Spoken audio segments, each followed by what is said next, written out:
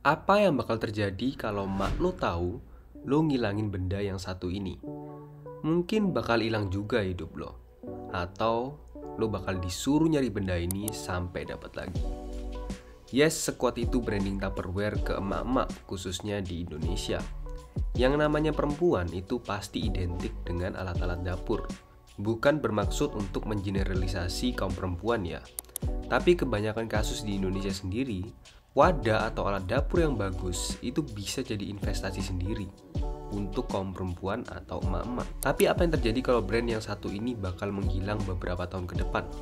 Ini bukan hanya khayalan, tapi akan beneran terjadi karena beberapa kejadian yang membuat Tupperware ini dikabarkan dilanda kebangkrutan. Sebelum itu mari kita tengok dulu sejarah berdirinya Tupperware dan kisah suksesnya.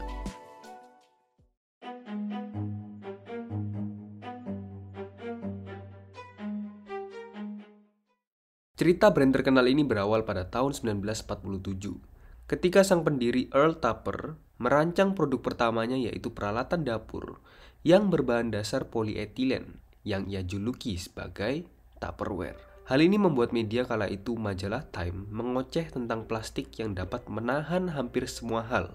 Hal ini membuat banyak orang yang mengaguminya sebagai desain yang sederhana namun tetap chic.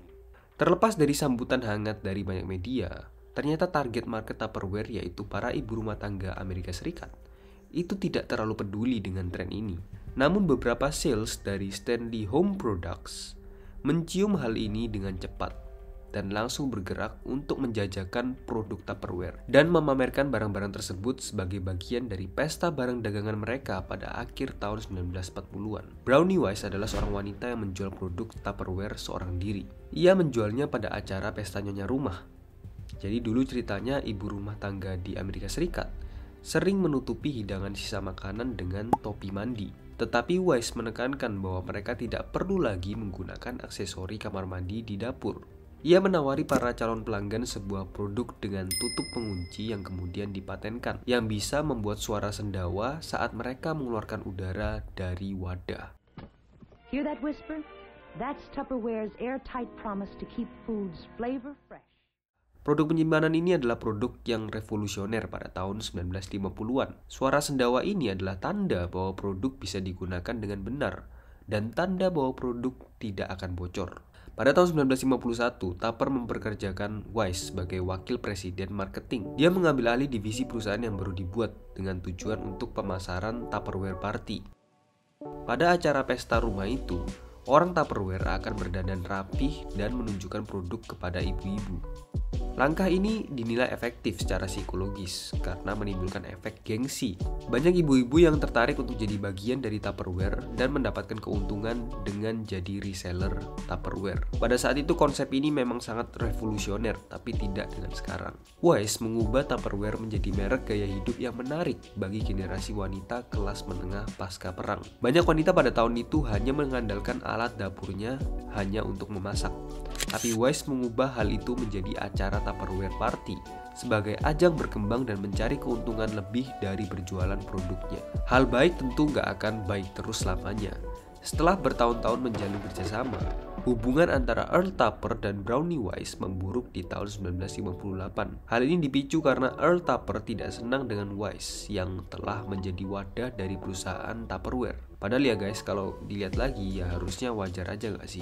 Toh yang dia jual adalah kebanyakan produk dapur yang notabene itu banyak digemarin sama kaum perempuan. Tapi Earl Tupper tetap bersikukuh pada pendiriannya. Ia dan dewan direksi akhirnya memecat Wise.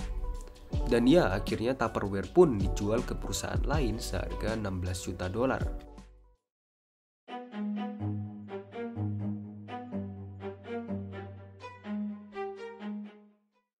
Produk Tupperware banyak dipuji oleh banyak kalangan.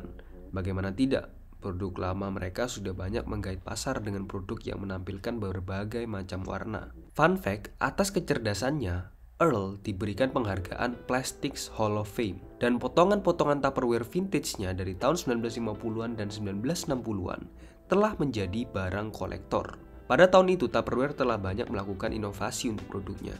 Bukan hanya untuk pasar Amerika saja, tapi juga untuk pasar internasional. Tapi ya gitu deh, karena udah terlalu seneng sama produknya, mereka tidak melakukan inovasi lagi. Sampai tahun 90-an baru ada yang namanya facelift. Perubahannya pun juga kecil, cuma diubah warna penutup jadi warna kontras dan dibesarin doang tutupnya. Sebenarnya tidak banyak yang dilakukan Tupperware untuk berinovasi.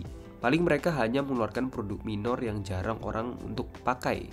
Itu juga kebanyakan inovasinya keluar dalam jangka 5-10 tahun.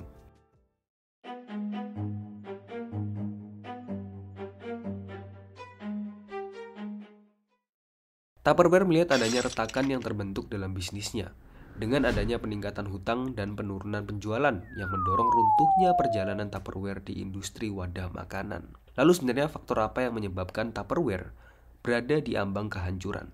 Sebenarnya ada beberapa faktor besar yang menyebabkan runtuhnya bisnis ini. Kita akan mulai dari gagalnya Tupperware berinovasi dan mencoba untuk lebih relate ke target pasar anak muda. Sebuah analisis yang dibagikan oleh Neil Saunders mengatakan bahwa Tupperware telah gagal berinovasi dalam hal produk dan distribusinya. Ia juga mensorot arus marketing mereka yang masih menggunakan penjualan langsung, yang kurang terhubung ke target market yang lebih muda.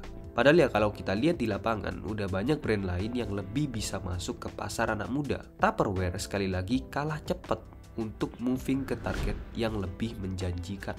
Ya walaupun kita harus akui bahwa cara yang dilakukan oleh Tupperware itu sangat revolusioner pada masanya. Ya tapi balik lagi, semua marketing sekarang ada di online. Jarang ada ruang untuk bisnis yang kurang ngegas di online.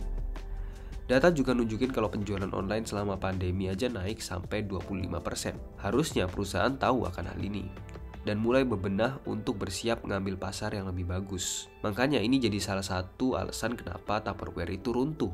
Analisis bisnis retail Richard Hyman juga mengatakan bahwa fundamental dari produk Tupperware itu mudah untuk dikopi oleh perusahaan lain. Jadi hal ini memungkinkan brand lain untuk unjuk gigi dengan target pasar yang lebih bagus dan juga inovasi produk yang lebih baik tentunya. Jika membahas dari segi marketing juga, brand lain itu ternyata lebih jago untuk maintenance pengguna lamanya di sosial media mereka dengan promo dan campaign yang banyak melibatkan kolaborasi dengan beberapa seniman yang relate dengan produknya. Kita ambil contoh saja Lock and Lock atau Cork Circle yang lagi booming di kalangan milenial dan Gen Z saat ini. Yes, brand yang tua dan bagus itu belum tentu bisa memainkan perannya selamanya. Kita pasti tahu brand yang itu-itu aja tanpa inovasi dan strategi marketing yang tepat itu bakal kemakan dengan sendirinya. Apalagi kita hidup di zaman yang apa aja serba cepat. Jadi kita harus tahu betul posisi kita dan apa yang akan kita lakukan ke depannya agar terus bisa maintenance perusahaan. Kalau lo bagaimana? Apa yang bakal lo lakuin kalau lo jadi CEO dari Tupperware? Coba komen di bawah.